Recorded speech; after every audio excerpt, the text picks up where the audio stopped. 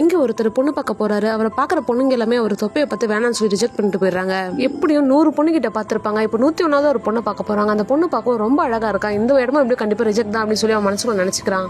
இப்ப பொண்ணு கிட்ட மாப்பிள்ள ஓகேவான்னு கேக்குறாங்க. அதுக்கு அந்த பொண்ணு ஓகேன்னு சொல்லிடுறா. அந்த பையனால இதெல்லாம் நம்பவே முடியல. அந்த பொண்ணாவே இவனுக்கு கால் பண்ணி பேச ஆரம்பிக்கிறா. அப்ப அந்த பையன் உங்களை நேர்ல மீட் பண்ணி பேசணும்னு சொல்றான். இப்ப 2 பேரும் காஃபி ஷாப்ல மீட் பண்றாங்க. அப்ப அந்த பையன் நிஜமாலே உங்களுக்கு இந்த கல்யாணத்துல ஓகேவான்னு கேக்குறான். அந்த பொண்ணு அதுக்கு எனக்கு ஓகே தான் அப்படின்னு சொல்றா. திரும்பவும் அந்த பையன் நான் பெருசா இருக்கேன், தூங்கும் போது கொரட்டை விடுவேன் அப்படிலாம் சொல்றான். அதுக்கு அந்த பொண்ணு வாழ போற வீடு பெருசா இருக்கணும், காரு பெருசா இருக்கணும், போன் பெருசா இருக்கணும்னு நினைக்கிறேன். நம்ம புருஷன் மட்டும் பெருசா இருக்க கூடாது, இதுல என்னங்க இருக்கு அப்படின்னு சொல்லிட்டு பாசிட்டிவா பேசுறா. இந்த பொண்ணு பாசிட்டிவா பேசுறதை கேட்டு அந்த பையனும் ரொம்ப ஹாப்பி ஆயிடுறான். கட்டணம் இவ்வளவு தாண்டா கட்டணும்னு முடிவு எடுக்கிறான். இப்ப இவங்க 2 பேருக்குமே கல்யாணமும் நல்லபடியா நடந்து முடியுது. கல்யாணம் முடிஞ்ச அடுத்த நாள்ல அந்த பொண்ணுக்கு ஷாக் அடிச்சு மயங்கி கீழே விழுந்துடுறா. இதை பார்த்து அவங்க ஹஸ்பண்ட் பதறி போய் ஹாஸ்பிட்டல் கொண்டு போய் அட்மிட் பண்றாரு.